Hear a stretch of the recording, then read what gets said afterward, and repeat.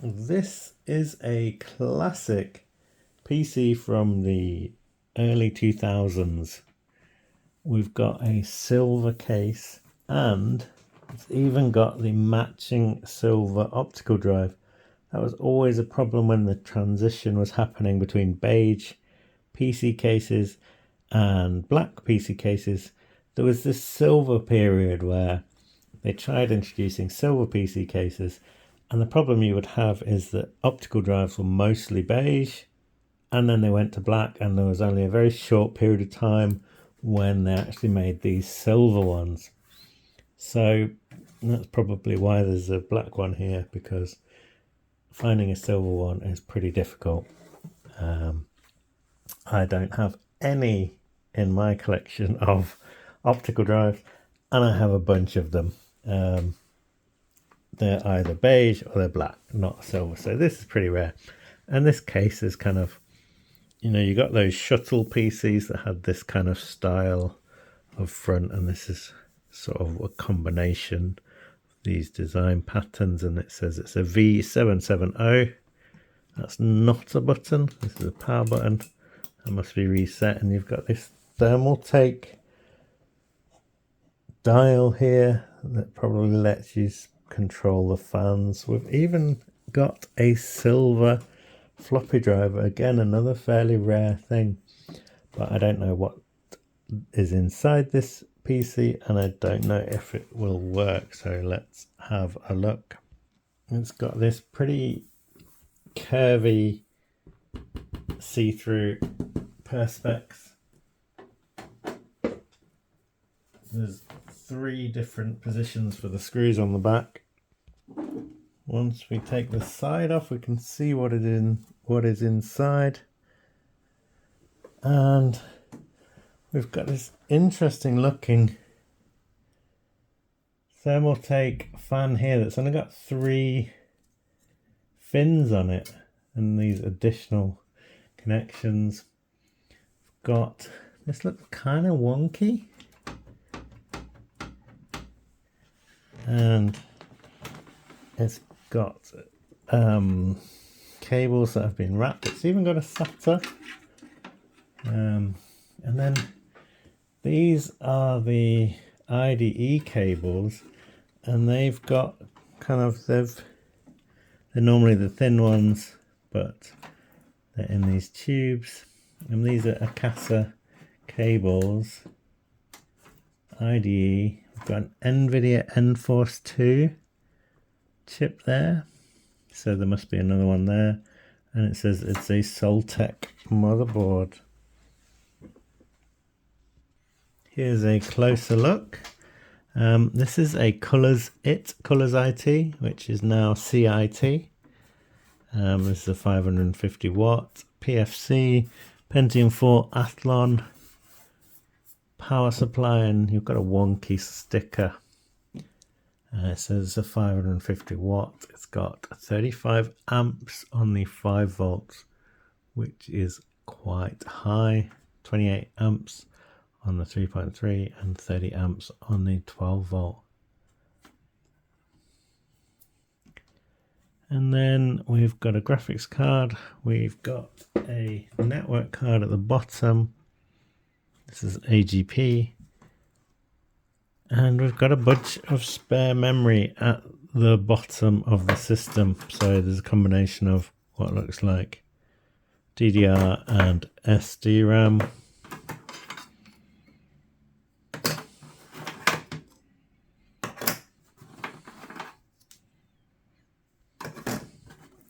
In fact, it keeps going, there's more. All just in the bottom of the case. There's some crucial DDR RAM.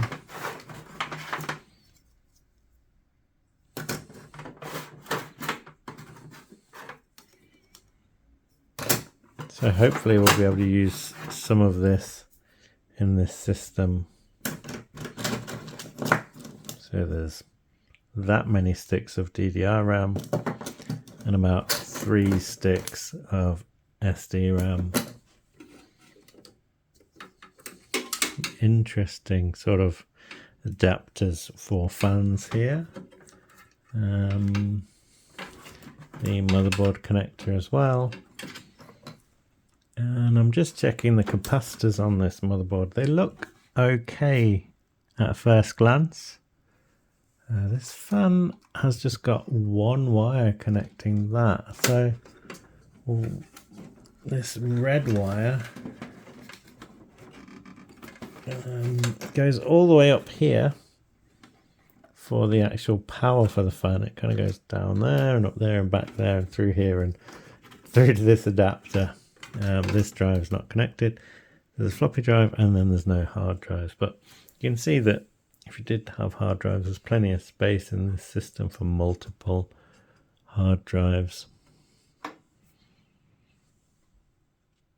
Let's have a quick look at the graphics card. It's pretty dusty. It looks like there would have been a fan up here at some point.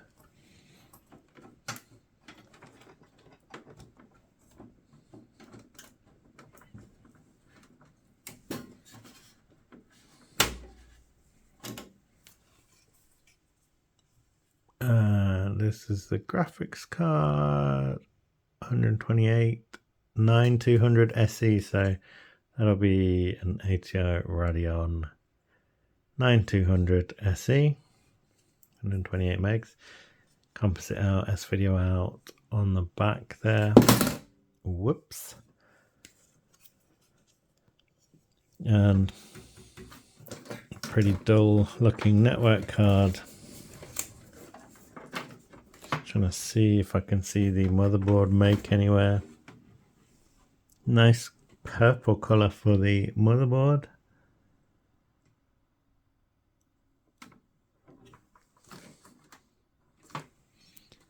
So let's test the power supply first before plugging in any of the parts. We don't want to blow anything up. That's a little bit worrying. One of these is just cut off. So, yeah, that's not a good sign.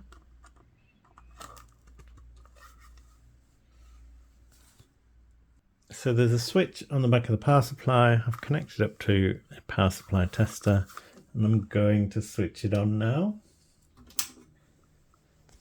And I'm going to check that I've plugged the cable into the power socket. Okay, I'm going to switch it on now.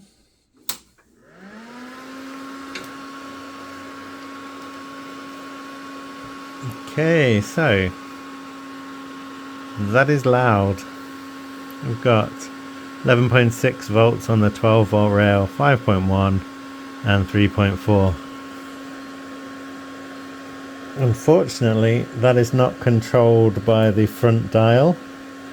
I'm not sure what that is actually controlling, if anything at all. But there's, oh, look at that. I've disconnected the fan, and the fan inside the power supply has various different LEDs, so that's quite interesting.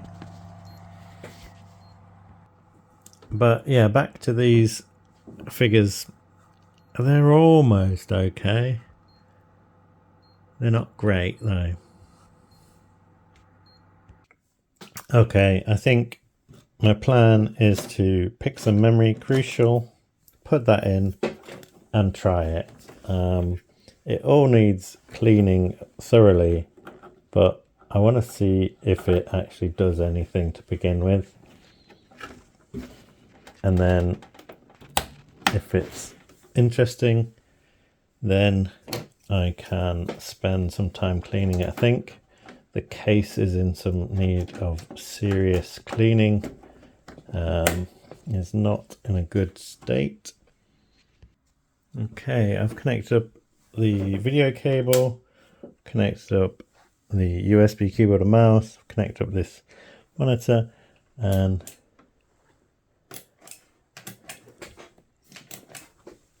it should switch on. This is, oh, I do need to plug the power cable into the motherboard.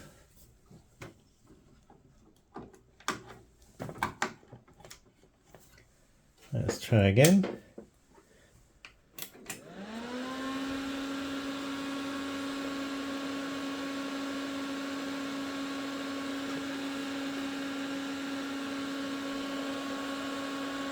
Not getting any beeps.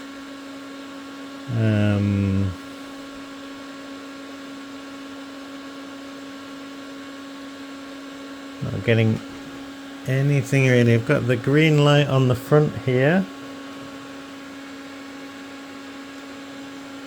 but nothing on the display.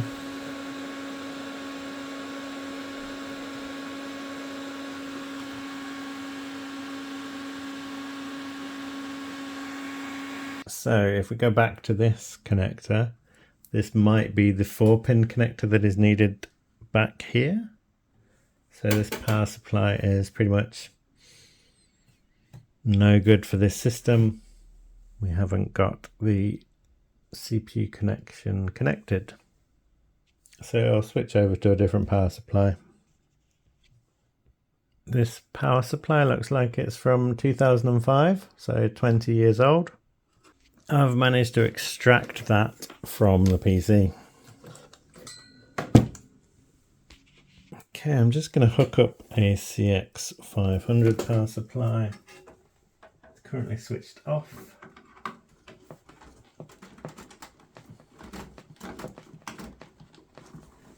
Then the CPU connector.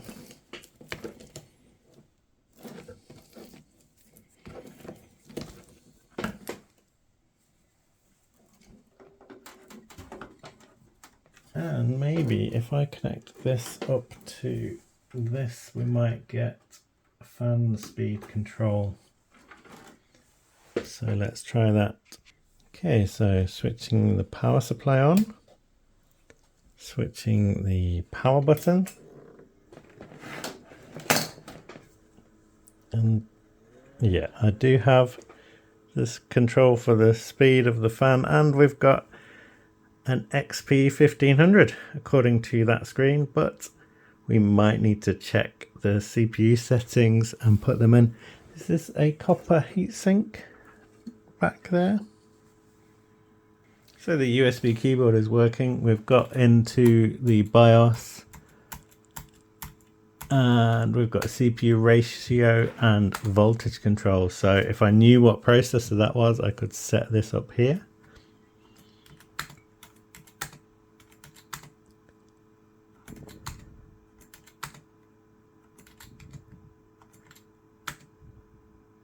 So this is our PC health status screen, and CPU external temperature 30 degrees C, system temp 14, ABS 2 temp 63. I'm not sure where that temperature is from. And we can also adjust the fan speed, and you can see that it is changing on here. And we've also got the voltages for this Corsair. So they're above 12, above 5, and just above 3.3. But there's no minus 5 volt, which I think this one does have. So old power supplies have a minus 5 volt, whereas modern ones do not. Doesn't look like it matters on this system.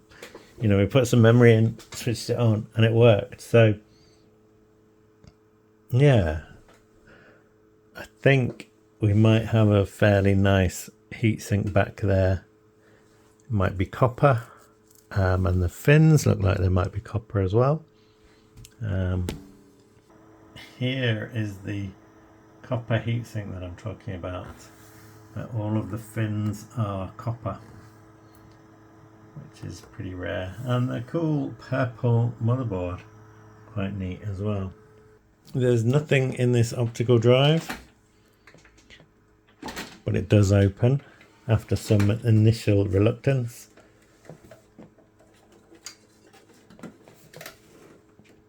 And there's nothing in this optical drive, which didn't want to open yeah, it's not so keen on opening this one.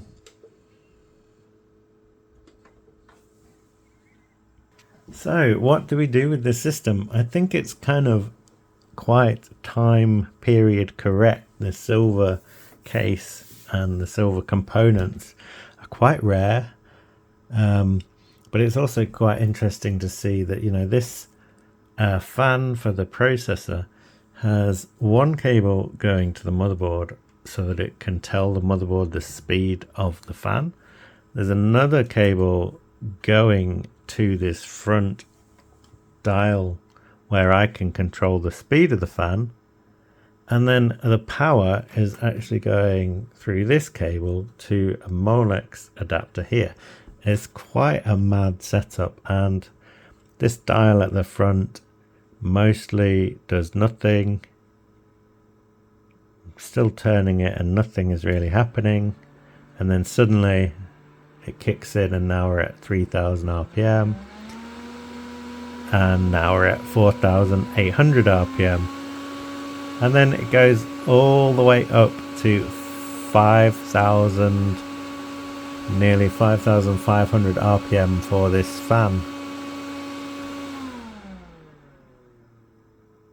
And it's quite, yeah, it's quite loud, as you can hear, or you could hear when it was on loud. So yeah, this is going to take quite a lot of work to fully clean this out, test things, and see what the processor is and get it back up and running. Again, it's one of these, oh wait, it's one of the heat sinks that does actually use all three clips on the socket A, socket 462. So I suppose that's a pretty good thing. Yeah, this is getting quite hot, I suppose. So maybe this is the ABS2 temperature. But yeah, it's working. Power supply was an issue. It's not going to work without the CPU connector. Yeah. So let me know what you think. If you ever had one of these silver cases before, the sort of DIY cases like this were pretty rare. You know, I'm sure Sony and Compaq and HP and various others may have had a silver case, but the sort of DIY, build it yourself, build at home PC that silver was pretty rare, because you would have to commit to not only a silver case but a silver floppy drive, silver optical drive, and like I said, they're quite rare. But yeah, this is going to take a lot of work to get this system cleaned up, and there's a little crack here. There's obviously one of these missing, so this is basically a filler, and I don't have a silver drive. I suppose I could maybe spray paint a spare silver drive to sort of fill this gap. We're also missing the bottom sort of flap that would cover the USB and audio connections. But yeah, it's definitely in need of a lot of attention, and it'll take some time to get this back up and running, or rather back to its original kind of nice conditions. And it's got a few sharp edges on the case as well, so I'm not, you know, sure whether this was a premium or mid-range or budget case, but yeah, nice to see it still works and doesn't have any capacitor issues on the motherboard though. If you've got this far, thank you for watching. Thanks for subscribing. Always learn new things reading people's comments, and I'll see you in another video. Bye. And this is probably the motherboard model, so it's a Soltek SL-75 FRN3-GR.